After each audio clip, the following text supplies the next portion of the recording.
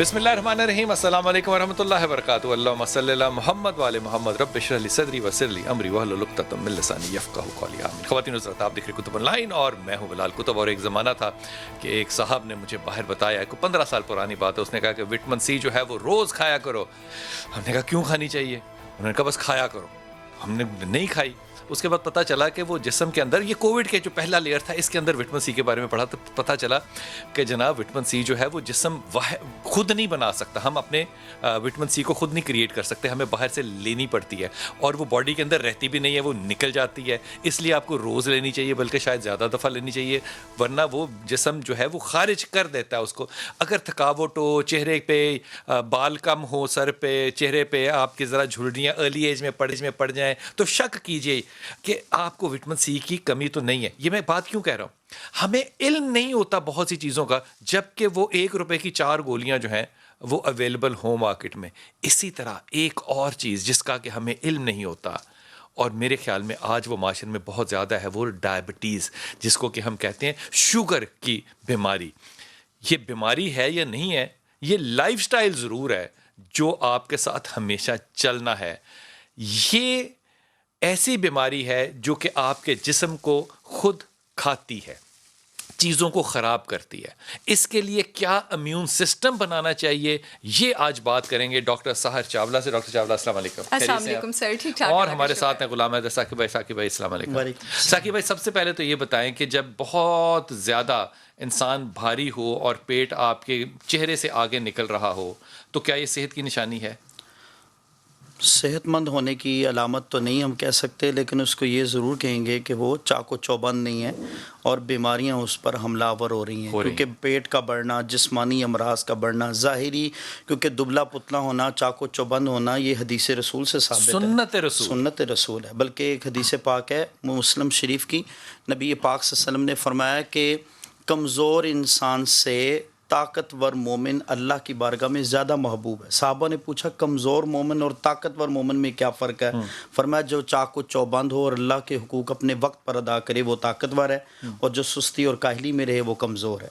ठीक है, तो लोगों के हुकूक भी पूरे करने जी बिल्कुल। तो जाहिर है जो हुकूकुल्लाह और हुकूकुल इबाद मिक्स होंगे तो फिर ही नबी बात बनी। बिल्कुल। डॉक्टर साहब, ये फरमाइए कि ये जब हम कहते हैं कि डायबिटीज़ है, ये पहले तो ये फरमा दीजिए कि डायबिटीज़ है क्या चीज़? सर, डायबिटीज साइलेंट किलर है, खामोश मौत। आपने अक्सर देखा होगा लोग बड़ा बूस्ट कर रहे होते हैं, बड़ी शोखीबाजी में सेंटेंस कह रहे होते हैं, ओ जी सानू ते पता भी नहीं होता साडा शुगर 350 400 होता है। ये तो हाँ, की बात ये मजे से कह रहे होते हैं फखर से, यानी हमारा अगर 350 400 शुगर है तो वो हमारी सेहत पे कोई असर नहीं डाला। तो मैं आपको बता दूं कि ये बड़ी खतरनाक स्टेज है, क्योंकि जो डायबिटीज का सबसे मेजर टारगेट होता है वो आपका नर्वस सिस्टम होता है। इसका मतलब है कि वो आपकी नर्व्स को सुन कर चुका है, और इस वजह से जो आपके पास डायबिटिक्स होते हैं उनको हार्ट अटैक का भी पता नहीं लगता, उसके सिम्टम्स का, क्योंकि उनकी पेन सेंसेशन कम हो गई होती है। तो अगर आपको पता नहीं लग रहा, सबसे पहले उन लोगों को एड्रेस करती हूँ जो बड़ा बूस्ट करके बात कहते हैं, इसका मतलब है बात हद से आगे पहुंच चुकी है। और क्योंकि इसका मेजर टारगेट हमारे पास नर्वस सिस्टम है और नर्व्स जो है वो बॉडी के हर ऑर्गन को अप्लाई करती है, तो इसका मतलब है डायबिटीज का जो टारगेट है वो बॉडी का हर ऑर्गन है, चाहे वो आपकी आईज हो, चाहे वो आपका हार्ट हो, चाहे वो आपकी किडनी हो, चाहे वो आपका लिवर हो।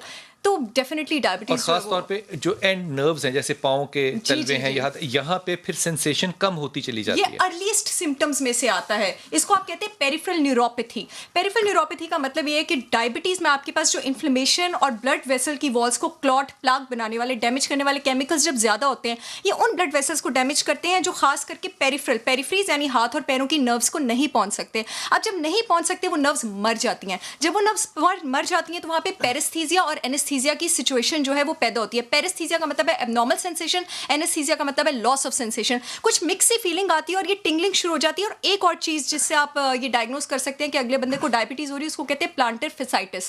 प्लांट कहते हैं पैर को, फेशिया कहते हैं वो कनेक्टिव टिश्यू, वो प्रोटीन जो आपकी पैर की तली के नीचे होती है। डायबिटीज की वजह से जब नर्व्स को डैमेज होता है वो सिकुड़ना शुरू हो जाती है, और आप देखेंगे डायबिटिक्स की आर्च जो है ना पैर की, वो वक्त के साथ साथ ऊपर जाना शुरू हो गई है, उसका नशेबो फराज कम होना शुरू हो गया है। तो ये पेरिफेरल न्यूरोपैथी और प्लांटर फेसाइटिस से आप पता रख सकते हैं कि, और अगर आपका शुगर हल्का फुल्का ऊपर जा रहा है, ये भी तो तरीका है ना कि वो सुबह सुबह उठें और अपनी डायबिटीज चेक करें। बिल्कुल आप चेक कर सकते हैं, लेकिन अगर स्टार्ट में आप प्री डायबिटिक स्टेज में हैं, ठीक है, तो आपको ये डॉन फिनोमेना नहीं होता। ये जो आप कह रहे हैं ना सुबह सुबह उठ के ब्लड शुगर चेक करना, इसको आप डॉन फिनोमेना कहते हैं। डॉन फिनोमेना का मतलब ये है, डॉन यानी सुबह का टाइम, जब आप सुबह उठते हैं तो आपके ब्लड शुगर लेवल्स बहुत हाई होते हैं। प्री डायबिटिक स्टेज में 90% लोगों को प्री डायबिटिक स्टेज में, अच्छा सुबह 8 घंटे खाना नहीं खाया और सुबह उठे हैं, या 12 घंटे अब तो है, ये कितना होना चाहिए ब्लड शुगर? 100 मिलीग्राम पर डेसीलीटर से कम होना चाहिए। अगर 100 मिलीग्राम पर डेसीलीटर से 126 मिलीग्राम पर डेसीलीटर तक है तो आप प्री डायबिटिक रेंज में है। अगर 126 मिलीग्राम पर डेसीलीटर से ऊपर है, इसका मतलब है कि आप डायबिटिक हो चुके हैं पक्का। फास्टिंग में 8 या 12 घंटे की फास्टिंग में, यानी कि जब आप वो डालें स्लाइड करें तो वो 100 से 26 तक हो तो 100 से 126 तक हो तो आप प्री डायबिटिक हैं, 100 तक हो तो आप नॉर्मल है, और 126 से ऊपर अगर आपका ब्लड शुगर लेवल है तो आप डायबिटिक हैं। और क्योंकि इसकी रेगुलेशंस WHO से हर थोड़ी देर बाद चेंज होती रहती है, तो मैं आपको बिल्कुल हुआ करता था, ये मैं आपको करंट बता रही हूँ। ठीक, ये हमारे एक मुर्तज़ कैमरामैन हुआ करते थे, अल्लाह ताला उनको करवे जन्नत नसीब करे, उनको डायबिटीज थी और वो हम जैसे बहादुर लोगों में से थे जो कि इस बात को सही समझते थे कि मैं नहीं करता, मेरी सवेरे 4:30 होती, मैं क्या करूं। उसको साइलेंट हार्ट अटैक हुआ और उसकी डेथ होगी, उसको नहीं अंदाजा था कि वो इस सीरियस कंडीशन में। अस्सलाम वालेकुम जनाब। जी अस्सलाम बेटा। अस्सलाम वालेकुम बिलाल भाई। सलाम जी मेरा पुत्र। अच्छा बिलाल भाई, first of all thank you so much for bringing this topic up, क्योंकि अभी बहुत सारे बच्चों में टाइप 1 डायबिटीज आ रही है and we were unaware of this thing. Even मेरी मदर डायबिटिक है but she is not type 1, she was type 2, she had gestational और later on maybe turn to type 2। तो जब मेरे बेटे को टाइप 1 डायबिटीज हुई, we were in totally in shock और हमें पता ही नहीं था कि ही गॉट डायबिटिक। आपको नहीं है? नहीं। आपके शौहर को भी नहीं है? नहीं। ओके, कितनी उम्र में पता चला बच्चे के? 5, 5.5। ओके, उसके सिम्टम्स क्या थे? Symptoms, he started urinating a lot. ठीक। So initially I thought कि maybe वो bedwetting की हैबिट डेवलप कर रहा है। ठीक ठीक। 2-3 दिन तो ये होता रहा, मुझे थोड़ा सा गुस्सा भी आया, मैंने कहा शायद I need to train him on this thing। तो फिर मैंने थोड़ा सा उसको ऑब्जर्व किया, he was developing that kind of skin rashes नहीं होते, dehydration वाले symptoms उसके आ रहे थे। He wasn't drinking water but he was urinating a lot। तो मैं उसको वैसे ही ले गई, he's too skinny। मैं डॉक्टर के पास ले गई तो to get him checked कि शायद इसको कोई मसल वीकनेस है, he's unable to control his urine। बात वो जाता था washroom तक बट in the midway उसका जो है ना यूरिन निकल जाता था। तो जब हम गए तो we got to know that he has got diabetes। So my question is कि अभी बाकी बच्चों के बारे में how can we be careful कि उनको ना हो? अच्छा, ये बड़ा मुश्किल सवाल है कि how can we be careful कि वो ना हो। Can I? जी जी जी जी। अच्छा अस्मा, सबसे पहले तो आप परेशान ना हो, आजमाइश भी अल्लाह की तरफ से और मरहम भी अल्लाह की तरफ से, ठीक है, परेशान होने की ज़रूरत नहीं है। दूसरी बात ये है कि जो आपके पास टाइप 1 डायबिटीज़ होता है वो टाइप 2 से मुख्तलिफ होता है। टाइप 2 में आपके पास इंसुलिन और शुगर दोनों ज़्यादा होता है। टाइप 1 में आपका पेंक्रियास इंसुलिन सिक्रीट करना छोड़ देता है, तो ये इंसुलिन डिपेंडेंट तो है, यानी इसको बाहर से इंसुलिन तो चाहिए। और टाइप 1 एक ऑटो इम्यून डिसऑर्डर है अस्मा, इसका आपकी जेनेटिक से कम लेना देना और आपकी बॉडी की इम्यूनिटी का अपने अगेंस्ट होने से ज़्यादा लेना देना है। बॉडी की इम्यूनिटी अपने अगेंस्ट होती है, मैं अस्मा को एजुकेट करना चाह रही हूँ और बाकी सब लोगों को, अपने अगेंस्ट होती है। तो जो सेल्स है ना पेंक्रियास के, बीटा सेल्स जिन्होंने इंसुलिन बनाना होता है, वो डिस्ट्रॉय होना शुरू हो जाते हैं। परेशान होने की जरूरत नहीं है। अल्लाह ताला ने खुराक में से बहुत सारे मरहम रखे हैं जो कि इंसुलिन सेंसिटिविटी भी इंक्रीज करते हैं, पेंक्रियास से इंसुलिन की सिक्रीशन भी इंक्रीज करते हैं। एप्पल सिडर विनेगर का 1 टेबलस्पून 8 आउंस पानी में, एप्पल विनेगर का जो आपके पास ACV होता है, ऑर्गेनिक एप्पल सिडर विनेगर का, और एप्पल सिडर विनेगर आपके पास क्या होता है? It is fermented Apple juice. वो एक्चुअली आगे जाके एसिटिक एसिड बनाता है। एसिटिक एसिड इज ब्यूटीफुल, ये आपके पेंक्रियास से जाके इंसुलिन की सिक्रीशन इंक्रीज करना शुरू कर देता है। कम से कम 8 आउंस पानी में आपने अपने बेटे को देना है। अगर उसको टेस्ट टॉलरेट नहीं होता है तो आप साथ थोड़ा सा शहद मिक्स कर दें, उसको स्पाइस अप करने के लिए आप थोड़ा सा जिंजर कर दें, उसको और फायदा होगा। और इसके अलावा अपने बेटे को डेली आप करेले का जूस दें, ठीक है। करेले के आपने छिलके उतारने, करेले के आपने सीड्स निकालने हैं। करेले में आपके पास होता है पी पॉलीपेप्टाइड। पी पॉलीपेप्टाइड जो है वो अल्लाह ताला की तरफ से, जैसे वो है ना कि हर कड़वी चीज जो है उसमें शफाई सवाई जहर के, बिल्कुल सही बात है।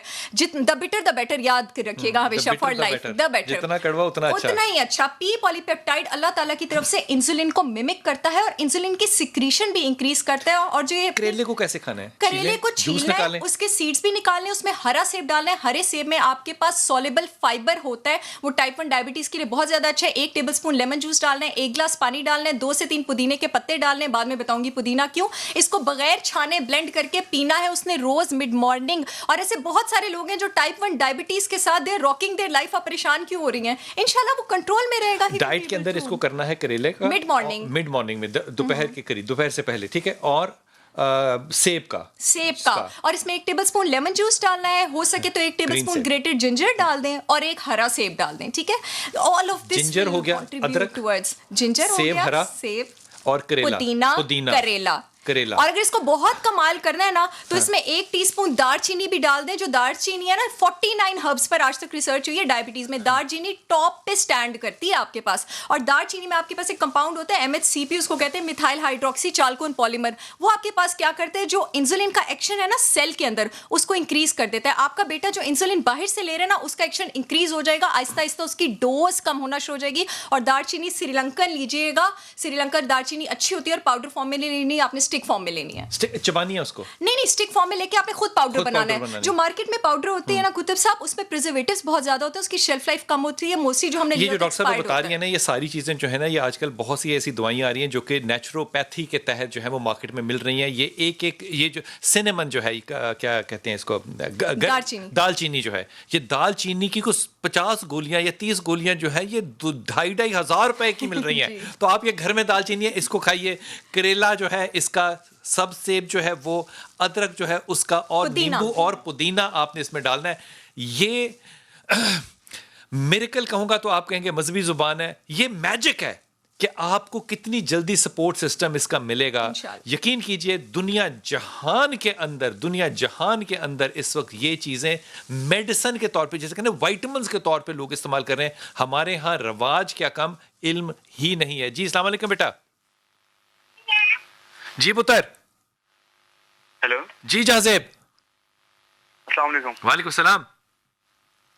जी सर, मैंने ये पूछना था कि मेरे ना अक्सर मैं ना जब शूज वगैरह पहन के रखता हूँ ना, ज्यादातर मतलब कि 5-7 घंटे 8 घंटे, तो मेरे पाँव स्वेल हो जाते हैं। तो मुझे कुछ लोग कहते हैं कि डायबिटीज की वजह से, तो मैं ये पूछना चाहता हूँ क्या ये सच है? Is he a diabetic? Diagnosed है आप डायग्नोस्ड हैं डायबिटिक?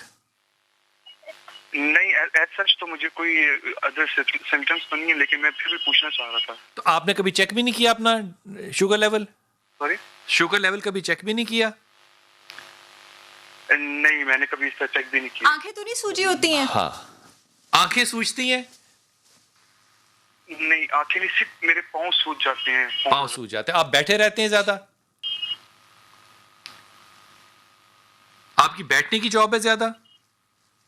जी, ज्यादातर बैठने की जॉब है। This is the reason. वो अभी जिस तरह बात हो रही थी कि आप हिस्ट्री पूरी लें तो उसी में जवाब आपके पास होता है। जब आप जरूरत से ज्यादा बैठे रहते हैं ना, तो जो ब्लड फ्लो की सर्कुलेशन कम हो जाती है। ट्राई वॉकिंग मोर और कोशिश करें कि जरा खुली चप्पलें लें ताकि पैरों को जो है वो कंजेशन हो। मुझे नहीं लगता कि इसका डायबिटीज से कोई भी लेना देना नहीं। अच्छा, ये तो गुड न्यूज है। वैसे इसका ताल्लुक नहीं है क्योंकि आप बैठे रहते हैं, बूट आपके स्मार्ट होते हैं, आगे से चुंझ वाले जो होते हैं वो बात गलत है। लेकिन टेस्ट जरूर करा लेना, just to be on the safe side. लेकिन ये सिम्टम नहीं है, ये आपके बैठे रहने का ज्यादा सिम्टम है। जी अस्सलाम वालेकुम बेटा। रशीद भाई। अस्सलाम वालेकुम। जी वालेकुम सलाम। बिलाल भाई, एक रिक्वेस्ट थी। असल में मेरी वाइफ है, तो उनको जो है ना शुगर रहती है। अच्छा। तो कभी 400 450 हो जाती है। हाँ। कभी बिल्कुल नॉर्मल 200 इस तरह से हो जाती है। नॉर्मल 200? तो जी हाँ, नॉर्मल जो है ना वो 200 को आप नॉर्मल कहते हैं अपनी बीवी के लिए? जी जी बिल्कुल। असल में 400 हो जाती है, फिर नीचे गिर जाती है 100। बेटा तू दूसरी शादी के चक्कर में है, ये मैं तुझे बता दूं। अगर 200 नॉर्मल है ना तो तू अपनी बीवी के हक में नहीं है कम से कम। असल में इनकी जो है ना खाला को भी थी खानदान में शुगर। हाँ। ठीक है, तो अब तो वो तेरी बीवी है ना, तू ख्याल कर उसका। जी जी बिल्कुल। नहीं, इंशाल्लाह ताला ख्याल रख रहे हैं जितना हो सक रहा है। उम्र क्या बीवी की? उम्र 32 ईयर से 32 बिलाल भाई। और वजन क्या है? वजन उनका तकरीबन 85 है। हाइट क्या है? इनकी हाइट 5.6 है शायद मैडम। अच्छा। जी। तो असल में ये है कि इनको जो है ना सुबह को नियाज में जैसे अंडा बॉयल हो गया वो देते हैं, लेकिन इनके हाथों पैरों में जलन सी रहती है ना गर्मियों में अक्सर। सर्दियों में इतना नहीं होता, लेकिन हाथों पैरों में खिंचाव जैसे रगों में होता है। तो इस तरीके की बहुत जो है ना वो शिकायत होती है गर्मियों में। ये कहती है कि बस पानी जो है ना अपने ऊपर डालते जाएं, पेट ठंडे रहे, इस तरीके की इनकी कैफियत होती है। तो इनको जो है ग्लूकोफेज टेबलेट वगैरह खिला रहे हैं, लेकिन इंजेक्शन वगैरह नहीं लगवाते हैं। ओके डॉक्टर साहब से सुनिएगा। ये जो कह रहे हैं ना कि जलन होती है, जो अभी हम पेरिस्थीजिया की बात कर रहे थे, एब्नॉर्मल सेंसेशन, ये पेरिस्थीजिया है। अच्छा, अब अपनी बेगम से कहें, भाभी से कहें कि 15 किलो वजन कम करें, 5'6" हाइट पे उनका 15 किलो 30 पाउंड वजन कम करें। ओवरवेट है वो सेहतमंद नहीं है। और इसकी मैं आपको लॉजिक बताती हूँ, ये मैं क्यों कह रही हूँ। टाइप 2 डायबिटीज को इजी है मैनेज करना as compare to type 1 diabetes, क्योंकि इसके रिजल्ट्स वेट लॉस से अचीव होते हैं। क्यों? जब हमारे पास चर्बी, अच्छा fat cells once form, they can never die, वो कभी मरते नहीं है, वो अपने साइज में श्रिंक हो जाते हैं, लेकिन वो मरते नहीं है, बहुत सोच समझ के मोटे हुई है, ठीक है। तो जब आपके फैट सेल्स का साइज कम होता है, जो इंसुलिन का ताला होता है जिसने ग्लूकोज को सेल के अंदर भेजना होता है ताकि वो ब्लड में राइज ना हो, उसका साइज नॉर्मल होना शुरू हो जाता है। जब ये अपना वेट लूज करेंगी, जब इनके फैट सेल्स श्रिंक करेंगे, उस ताले का साइज नॉर्मल होगा, चाबी उसको खोलेगी, ग्लूकोज सेल में जाएगा, ब्लड शुगर नीचे आएगा, 3 से 6 महीने लगेंगे, इंशाल्लाह ये ठीक हो जाएंगी। और अब इन्होंने वेट किस तरह लूज करना है? इन्होंने वेट इंटरमिटेंट फास्टिंग के थ्रू लूज करना है। इंटरमिटेंट फास्टिंग की मैं हमेशा बहुत ज्यादा जिक्र करती हूँ। बेसिकली अंग्रेजों का रोजा है, यानी 16 से 20 घंटे का विंडो पीरियड होता है जिसमें आप कुछ नहीं खाते, उसके बाद पानी पी सकते हैं, यखनी खा सकते हैं, उसमें आप एप्पल साइडर विनेगर ले सकते हैं, उसमें आप 0 कैलोरी वेजिटेबल्स ले सकते हैं, जिसमें आपके पास ब्रोकली आ जाता है, स्पिनच आ जाता है, क्रूसीफेरस वेजिटेबल्स, ये बंद गोभी, लेट्स वगैरह आ जाता है। इसके अलावा आप अपने विंडो पीरियड में कुछ नहीं खा सकते। इंटरमिटेंट फास्टिंग जब ये शुरू करेंगी, पहले 1 महीने इन्होंने परसिस्टेंट रहना है, क्योंकि पहले इनके जो ऑर्गन्स का डैमेज हुआ है वो अपना रिपेयर स्टार्ट करेगा। खास करके ये जो इनको आप कह रहे हैं ना जलन हो रही है, अच्छा जो नर्व होती है उसकी रीजनरेशन सबसे स्लो होती है, क्योंकि nerve just grows at a rate of 1 millimetre per day.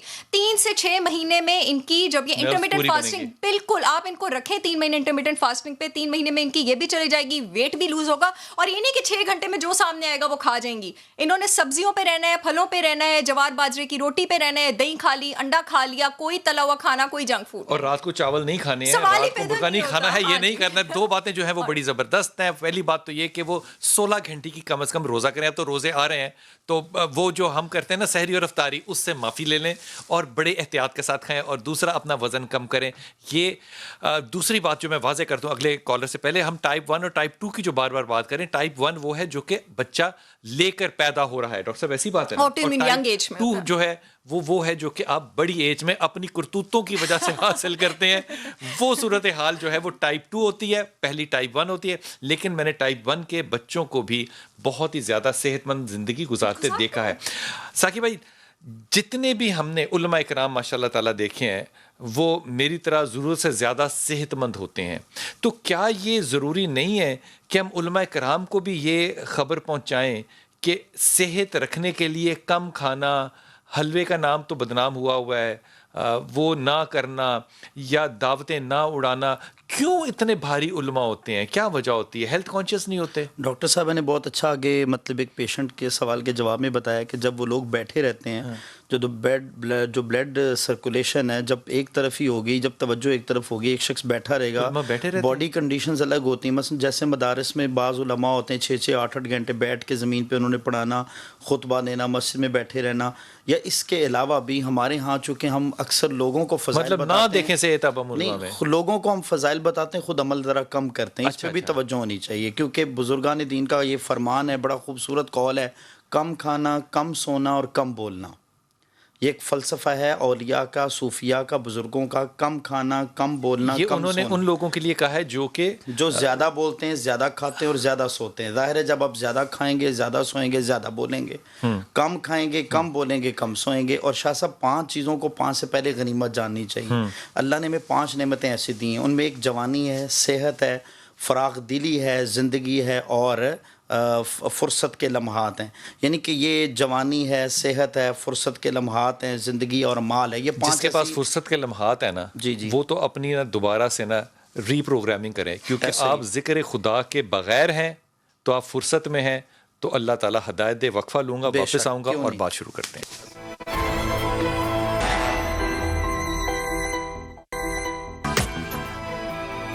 बिस्मिल्लाहिर्रहमानिर्रहीम। जंग से वकार हमारे साथ हैं। जी वकार भाई, अस्सलाम वालेकुम। वालेकुम अस्सलाम सर, क्या हाल है? अल्हम्दुलिल्लाह अल्हम्दुलिल्लाह। हुक्म फरमाइए बेटा। सर मुझे भी 24 साल की उम्र में शुगर हो गया और 5 साल हो गए शादी को, बाल बच्चा नहीं होया अभी तक। अगर शुगर है अच्छा। कहीं 400, 450, 350। आप इंसुलिन ले रहे हैं? इंसुलिन नहीं ले रहा हूँ सर, मुझे डॉक्टर नईम रफीक ने ना हाँ। दवाई गोली पे चला रखा है अभी तक। अच्छा अच्छा अच्छा गोली अच्छा। पे हैं? अच्छा तो गोली पे आप हैं तो 400-450 जा रहा है, वो कह रहे हैं गोली ही खानी है अभी। हाँ जी, वो फिर अभी तक ना, अब मैं चेक करवा के आया था ना हाँ। तो 250 पे आ गई थी। हाँ। फिर वो मैं अब तक गोली खा रहा हूँ। वर्जिश करते हैं आप? वर्जिश करते हो? जी वॉक करता हूँ सर। अच्छा, कब से है तुम्हें ये, कितना अरसा हो गया? सर ये कोई हो गया 5 साल हो गए हैं शुगर को। यानी कि तुम शादी के तकरीबन बाद पता चला। 20-19 साल के थे जब से तुम्हें है? हाँ जी। अच्छा, अभी ये मैं बात तो मैं ना अपनी जिम्मेदारी कह रहा हूँ, डॉक्टर साहब से मैं अभी बाद में बात करता हूँ। मैंने जितने भी सेमिनार्स इनके ऊपर अटेंड किए हैं ना, तो मैं ये बड़े वसूख और इत्मीनान से कह सकता हूँ कि तुम्हारा डॉक्टर तुम्हें गोली दे रहा है इस वक्त, वो गोली खाने को नहीं कह रहा, क्योंकि ये जितनी भी दवाइयां हम खा रहे हैं बुनियादी तौर पे ये इंसुलिन पैदा नहीं कर रही, ये आपके लबलबे को ना जाके ठोका ठाकी कर रही हैं कि निकाल लब, वो इंसुलिन निकाल, इंसुलिन, वो जोर लगा रही हैं।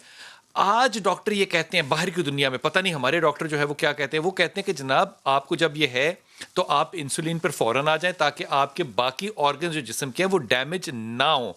एक बात तो ये, लेकिन उसके बाद उस इंसुलिन को जिस्म के अंदर आपने बराबर डिस्ट्रीब्यूट भी करना है, और ये भी आपने एक नुक्ता रखना है अपने पास कि आपका जिस्म जो है वो रेजिस्ट ना करे, यानी कि ये ना करे कि नहीं मैंने नहीं लेनी, जिस्म ये भी कह सकता है। इसके लिए वो जो करेले वाला, सेब वाला, अदरक वाला, पुदीने वाला आपको फॉर्मूला बताया ना डॉक्टर साहब ने, ये इंतहाई इंतहाई इंतहाई जरूरी है उन लोगों के लिए। डॉक्टर साहब ये 25 साल का नौजवान क्या करे? देखिए ऐसा है कि सबसे पहले तो अपनी रूटीन फिक्स करें, एक्सरसाइज की कह रहे हैं करते हैं, कोशिश करें। बहुत सारे लोग शाम की वॉक को भी वॉक समझते हैं, शाम की वॉक जो है वो वॉक नहीं होती। अगर आप रिजल्ट, शाम की वॉक वो वाली वॉक नहीं होती जिससे आपको फायदा होता है, जिससे अफादियत होती है, क्योंकि जो हमारा कॉर्टिसोल है ना, स्ट्रेस हार्मोन, उसका लेवल डायरेक्टली प्रोपोर्शनल है, यानी डायरेक्टली जुड़ा हुआ है इंसुलिन के लेवल से। जब हम सुबह एक्सरसाइज करते हैं एरोबिक, यानी जिस वक्त पौधे ऑक्सीजन छोड़ रहे होते हैं, कॉर्टिसोल और इंसुलिन का लेवल नीचे आता है। डेफिनेटली कॉर्टिसोल ज्यादा होगा, इंसुलिन ज्यादा होगा, इंसुलिन ज्यादा होगा तो ऑलरेडी पेंक्रियास कंफ्यूज्ड है, वो और निकालेगा, सेल्स उसको ऑलरेडी एक्सेप्ट कर नहीं रहे हैं, तो आपकी कंडीशन जो है वो और ज्यादा बुरी होगी। और टाइप 1 में तो क्योंकि बीटा सेल्स एग्जॉस्टेड है तो इंसुलिन वैसे ही प्रोड्यूस नहीं हो रही, तो इसका आपको कोई फायदा नहीं होना है। सो एक्सरसाइज करनी है सुबह के टाइम 45 से 60। अगर आप जवान है, आप रेजिस्टेंस ट्रेनिंग करें, आप देखें महीने में आपको रिजल्ट्स आना शुरू हो जाएंगे। नहीं तो आप लॉन्ग वॉक्स पे जाएं। सुबह के टाइम असर करती है जिस वक्त प्लांट्स पीक पर ऑक्सीजन छोड़ रहे होते हैं। बेसिकली इसका ताल्लुक प्लांट्स के ऑक्सीजन छोड़ने से है। ऑक्सीजन अंदर जाएंगे तो वो इन्फ्लेमेशन करने वाले केमिकल्स को नीचे करेंगे, कॉर्टिसोल को नीचे करेंगे, ब्लड रेगुलेशन ये सब कुछ अच्छी स्टार्ट होगी। अपनी स्लीप को अच्छा करें, और ये हम लोग एग्जैक्टली, और ये जो हम लोग ग्लूकोफेज वगैरह सब लेना शुरू कर देते हैं, अब वो मेन प्रॉब्लम को एड्रेस नहीं करती। जैसे आपने बहुत अच्छे से एक्सप्लेन किया हाई ब्लड शुगर वगैरह को, वो सिर्फ सेल के अंदर जो इंसुलिन पहुंची होती है उसके एक्शन को ठीक करती है, ठीक है। और मोरओवर ग्लूकोफेज आपके पास क्या करती है, मैं ये नहीं कह रही हूँ कि आप सारे ये सुन के ग्लूकोफेज लेना छोड़ दें अपने डायबिटोलॉजिस्ट और, लेकिन मैं बता दूं वो विटामिन B9, B1 और B12 की एब्जॉर्प्शन को कम कर देती है, और ये न्यूट्रिएंट्स आपको चाहिए होते हैं अपने B9 और B12। B9 जिसमें फॉलिक एसिड आता है जो आपके ब्लड सेल्स बनाता है, ठीक है। B1 जो कि खास न्यूट्रिएंट हम देते हैं डायबिटीज के रिवर्सल में, वाटर सॉल्युबल विटामिन है, उसी की एब्जॉर्प्शन को आपके पास कम कर देती है। तो आप इंटरमिटेंट फास्टिंग से स्टार्ट करें। क्या चीज है फास्टिंग, जरा बताइए। इंटरमिटेंट फास्टिंग का बार-बार कह रही है, क्या है? क्या इंटरमिटेंट फास्टिंग आपके पास बेसिकली ये करेगी कि वो आपकी बॉडी को मजबूर कर देगी कि दिन में 1 से 2 बार इंसुलिन के लेवल्स जो हैं वो, ये टाइप 2 के लिए खास तौर पे बता रही हूँ, 0 पे जाएं। जैसे ही वो 0 पे जाएंगे बॉडी के पास कोई रास्ता नहीं बचेगा सिवाय इसके कि वो चर्बी बर्न करे, आपका वेट भी कम होगा, इंसुलिन लेवल्स भी रेगुलेटेड होंगे, चर्बी बर्न होगी, अगेन ताले का साइज ठीक हो जाएगा, इंसुलिन सेंसिटिविटी इंप्रूव होगी। और आपको कैसे पता लगेगा कि आप इंटरमिटेंट फास्टिंग ठीक तरह कर रहे हैं? 3 से 4 हफ्ते में आपके energy levels, mental concentration improve हो जाएगी, और आपकी जो शुगर क्रेविंग्स है, खास करके पापे खाने की, क्रैकर्स खाने की, मीठा खाने की, वो कम होना शुरू हो जाएगी। आपको नींद बेटर आनी शुरू हो जाएगी। तो आप समझ लीजिएगा कि अगर वेट लूज नहीं भी और आप ठीक निकल पड़े हैं, नहीं है, नहीं ये फाका ये फाका नहीं है, इसमें पानी ले सकते हैं आप, इसमें एप्पल जूस ले सकते हैं, यखनी ले सकते हैं, जीरो कैलोरी वेजिटेबल्स ले सकते हैं, पालक हो गई, गोभी हो गई, ब्रोकली हो गई, जैतून हो गए, बल्कि जैतून आप ले उसमें विटामिन सी होता है, ठीक है, वो आपके लिए बहुत ज्यादा अच्छी है, उसमें आपके पास विटामिन ए होता है। 16 घंटे में कोई घबराने की बात नहीं है, ये सारी चीजें ले सकते हैं। और अगर आप ओरल हाइपोग्लाइसीमिक्स, ग्लूकोफेज और इंसुलिन ले रहे हैं तो उसकी डोज आपने एडजस्ट करनी है अपने न्यूट्रिशनिस्ट से बात करके अपनी विंडो ईटिंग पीरियड के दौरान। यानी ये नहीं है कि आप अपने फास्टिंग पीरियड में चल रहे हैं और आपने अपने आप को अभी ईटिंग पीरियड में 4 घंटे इंसुलिन ठोक दिया, ये नहीं आपने अपने साथ करना है। आपने अपनी डोज एडजस्ट करनी है अपने न्यूट्रिशनिस्ट से बात करके, अपने विंडो पीरियड का टाइम उसी तरह एडजस्ट करना है। और ये मैं आपसे वादा करती हूँ कि अगर आप इंटरमिटेंट फास्टिंग स्टार्ट करेंगे प्रॉपर न्यूट्रिशनिस्ट गाइडेंस के साथ, तो 15 से 20 दिन में दवाइयां छूटना शुरू हो जाएंगी इंशाल्लाह। इंशाल्लाह अभी तो आ रहा है रमजान, इंशाल्लाह। तो ये वाला जो फास्ट है ये तो मतलब लुट डाल देगा ना। ऐसे ही। This is remarkable, this is remarkable, this is remarkable. क्या बात है जी। अस्सलाम वालेकुम ज़ुहैब भाई। जी वालेकुम सलाम। जनाबी अली बिस्मिल्लाह। ये सर मेरे जिस्म में हर वक्त दर्द रहता है, थकावट सी रहती है, सुस्ती हर वक्त। एज अच्छा, उम्र कितनी है आपकी बेटा? मेरी उम्र तकरीबन 28 साल है। 28। यार ये वाहिद मुल्क है पाकिस्तान का, यकीन कर मैं तो हैरान हूँ। चलो मतलब जहाँ पे 14 साल से लेके 35 साल के लोग जो हैं जिनका एनर्जी लेवल क्लाइमेक्स होता है वो एनर्जी ड्रिंकें पीते हैं, और पता नहीं क्या मसाला। क्यों थके होते हो ये बताओ तुम, वजह काम ज्यादा करते हो? नहीं सर, रिक्शा चलाता हूँ ना हरिपुर में। अच्छा, तुमने अपने आप को चेक कराया, ब्लड टेस्ट वगैरह करवाए?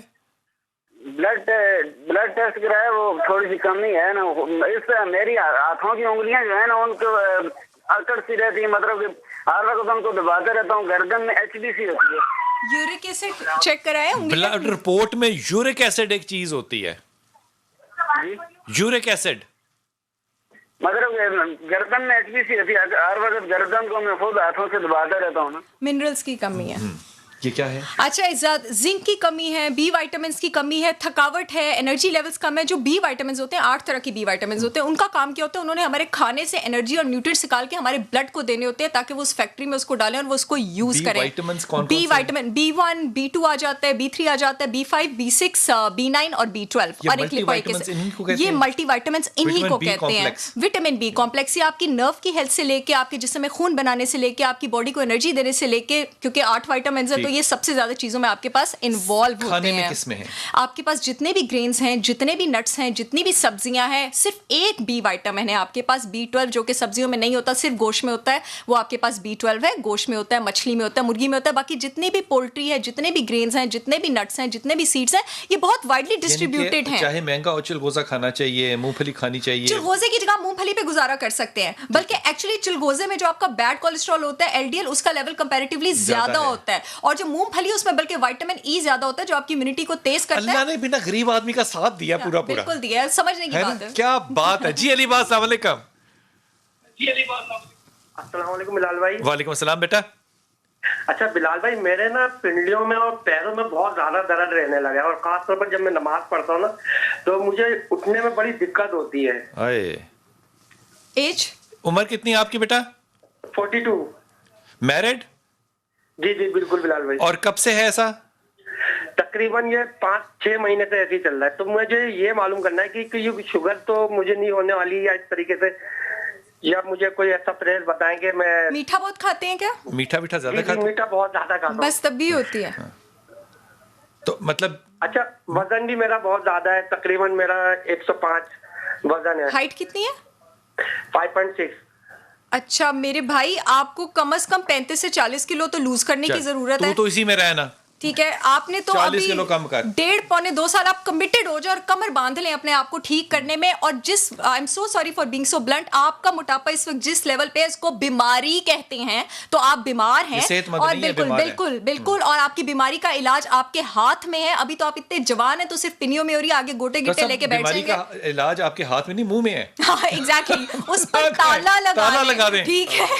ये 16 घंटे वाला जो है ना काम, ये करना शुरू करो। स्टार्ट करेंगे तो ये जो उठते हुए घुटनों में दर्द है और ये चीजें, बॉडी से अपना वजन बर्दाश्त नहीं हो रहा, और क्या इतना ज्यादा वजन है, बस ये सारी बात है। तो हुजूर अक़दस वो जो आप जाते हैं मस्जिद में और आप कहते हैं आप मुझे कुर्सी दो बैठने के लिए, उसका मतलब ये नहीं है कि घुटने रह गए या अर्थराइटिस की तरफ जा रहे हैं, ये है कि आपके अपने ज़ाती घुटने जो हैं वो आपका अपना ज़ाती वज़न उठाने से इनकार कर रहे हैं। इसलिए खुदा के वास्ते आप अपने मुंह का ताला जो है इसको ताकतवर करें, इस पे वो नंबर लगाएं जो आपसे खुद भी ना खुले। वक्फा लेते हैं, वापस आते हैं और ये बात कंटिन्यू करते हैं।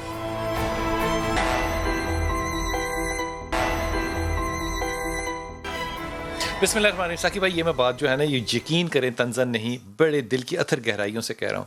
हमें उलमा कराम जो है वो हमारे सरों का ताज हैं, हमें उनसे मोहब्बत है, हमारे वो उस्तादज़ा हैं।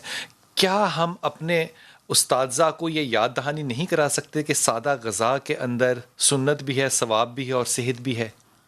बिस्मिल्लाहिर्रहमानिर्रहीम। शाह साहब, बहुत अच्छा सवाल है। हमें तो चाहिए कि हम तादीस नेमत बने और दूसरों के लिए भी एक सबक का पैगाम बने और मिसाल बने, और लोगों को भी हम बताएं कि भाई ग़ज़ा हमेशा सादा ही मुतवाज़न ग़ज़ा है।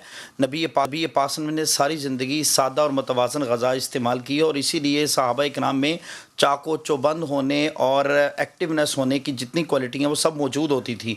और सादगी में सिर्फ खाना नहीं है, बल्कि सादगी में वो मसरूफियात अमल की ज़िंदगी के तकाज़े भी हैं जो नबी पाक ने ख़ुद पूरे की हैं। जैसे आपने नेज़ाबाजी की, घुड़सवारी की, घर के काम काज किए, घर में अपनी अज़वाज मुताहरात के साथ घर का काम काज करके ये मिसाल दी। ये सिर्फ मिंबरों पर बैठकर जुम्मों के दिन या महफ़िलों में बयान करने वाली चीज़ें नहीं हैं।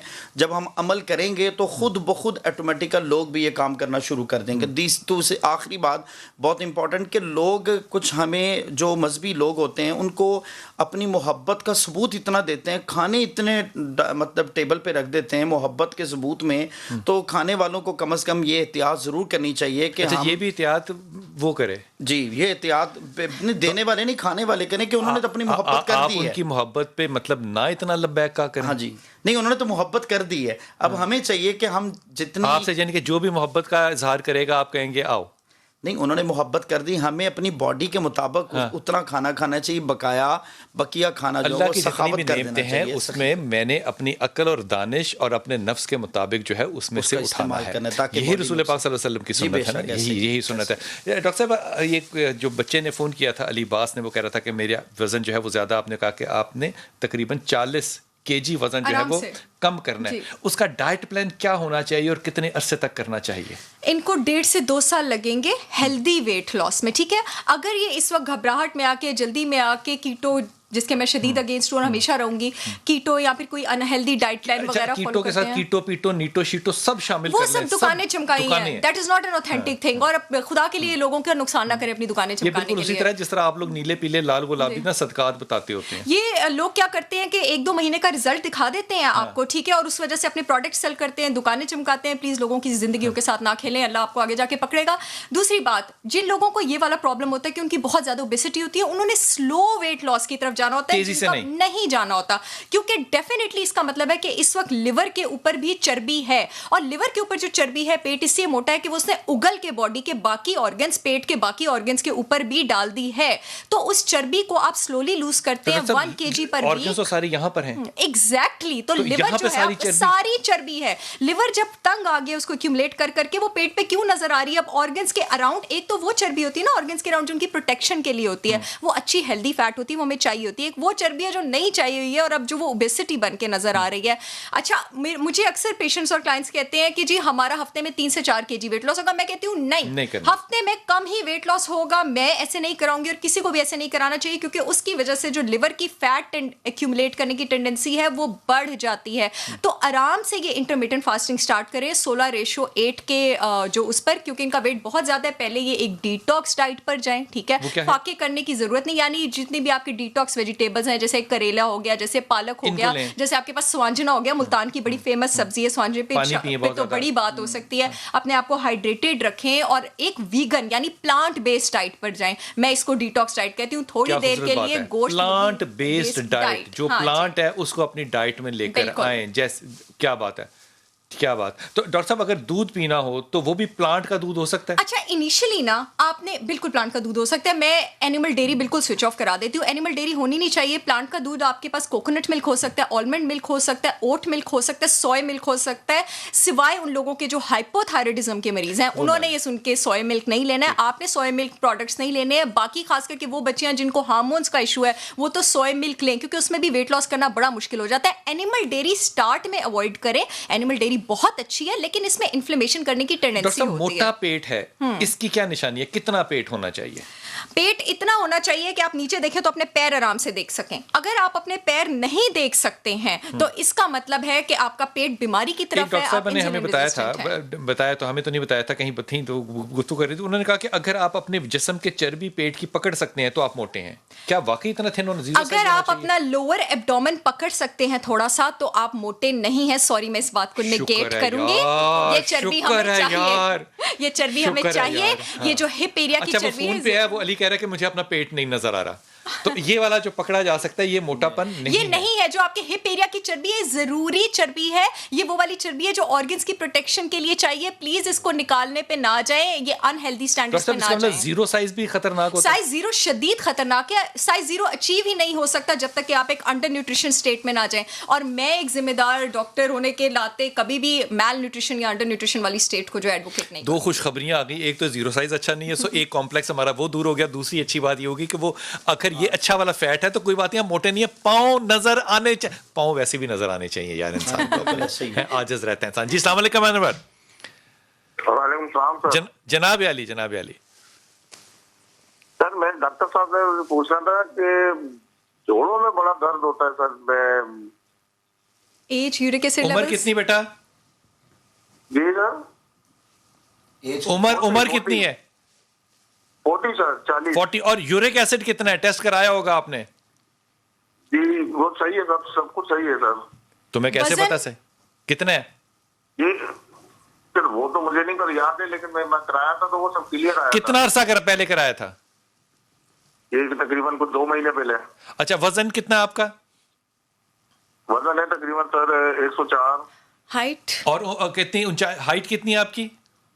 सर 6 104 और 40 इयर्स की एज है। जी डॉक्टर साहब। अच्छा, इनको भी 20 किलो सबसे पहले तो लूज करने की जरूरत है। ठीक ठीक। है। और बॉडी यही बॉडी में जो दर्द हो रहा है ना इनके जोड़ों में, आपकी बॉडी इन्फ्लेमेटरी सोजिश की स्टेट में है। आपने वो खाने हैं जो एंटी इन्फ्लेमेटरी और एंटी ऑक्सीडेंट हैं, यानी जितने भी फल और सब्जियां हैं। तो इनको भी ये कहूंगी कि डिटॉक्स जूसेस, स्वांजने की सब्जी के जूसेस, करेले का जूस, खीरे का जूस, प्लांट बेस्ड डाइट पे जाएं, एंटी इन्फ्लेमेटरी डाइट पे जाएं। थोड़ी देर के लिए अपनी डाइट से गंदुम निकाल दें। गंदुम का जो ग्लूटन होता है ना, वो इन्फ्लेमेशन को सपोर्ट करता है। जो आपके पास एनिमल डेयरी होता है वो इन्फ्लेमेशन को सपोर्ट करता है। रेड मीट, ये इनका जितना वेट है मुझे यकीन है रेड मीट शौक से खाते होंगे। ये इन्फ्लेमेशन को सपोर्ट करता है। रेड मीट, गंदुम, डेयरी, मीठा जंक लाइफ से निकालें। वर्जिश करें, नींद अच्छी करें, इंटरमिटेंट फास्टिंग करें, प्लांट बेस्ड डाइट पे जाएं और 4-5 महीने बाद इंशाल्लाह रिजल्ट। डॉक्टर साहब, जिन दिनों में सीढ़ियाँ चढ़ने या उतरने में मुझे प्रॉब्लम होना, तो उन दिनों में मुझे पता चल जाता है कि मेरी डाइट के अंदर अब किसी ना किसी तरीके से ग्लूटन जो है वो आ गया हुआ है। ग्लूटन आता है तो फौरन समझ में आती है बात। जी, basically gluten is not a bad thing, but I would say कि ये कोई बहुत मैंडेटरी चीज भी नहीं है। लेकिन एलर्जी भी हो सकती है। बिल्कुल हो सकती है। बहुत कम पॉपुलेशन ऑफ पीपल है जिनको सीलियक डिजीज होता है, जो आपके पास ग्लूटेन एलर्जिक होते हैं। Celiac disease is a big domain, उस पर बड़ी बात हो सकती है। लोगों को बिल्कुल होती है। अब अगर मैं इस वक्त बैठे प्रॉन्स खाती हूँ, मैं ठीक रहूंगी, हो सकता है कोई साथ बैठा हो उसको रेस्पिरेटरी एम्बैरेसमेंट हो, खुदा ना खास्ता वो आईसीयू पहुंच जाए। लोगों को अंडे से एलर्जी होती है। वैसे तो मैं अंडे का यूज इतना एडवोकेट करती हूँ, लेकिन अगर अंडे बहुत बुरी एलर्जी हो सकती है, खास करके जिन लोगों को एक्जिमा और मोस्टली स्किन डिजीजेस होते हैं उनको बहुत एलर्जी हो सकती है। ग्लूटेन एलर्जी तो कंपैरेटिवली ज्यादा कॉमन है।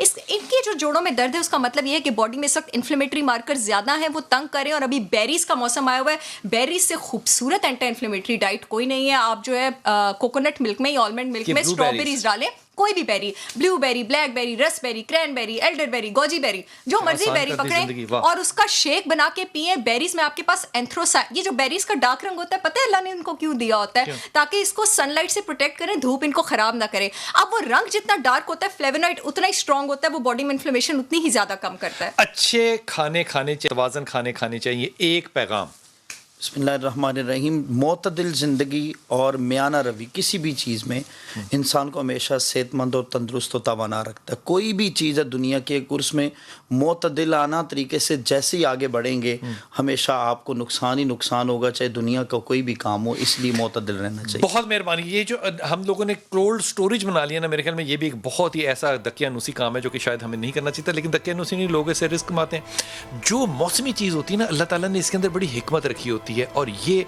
डिटॉक्स का मतलब है आप अपने जिस्म से तज़ाबियत को निकालें। अगर कुछ भी नहीं कर सकते तो ज़्यादा से ज़्यादा पानी पिएं। कितनी पानी पीना चाहिए एक दिन में? 2.5 लीटर।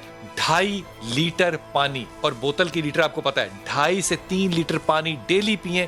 आपको उससे भी बहुत अपनी तज़ाबियत का अफादा होगा इंशाअल्लाह ताला। अल्लाह आपको बहुत ज़्यादा खुशियाँ और सलामती दे और लोगों के लिए आसानियाँ बांटने की तौफीक अता करे। आमीन।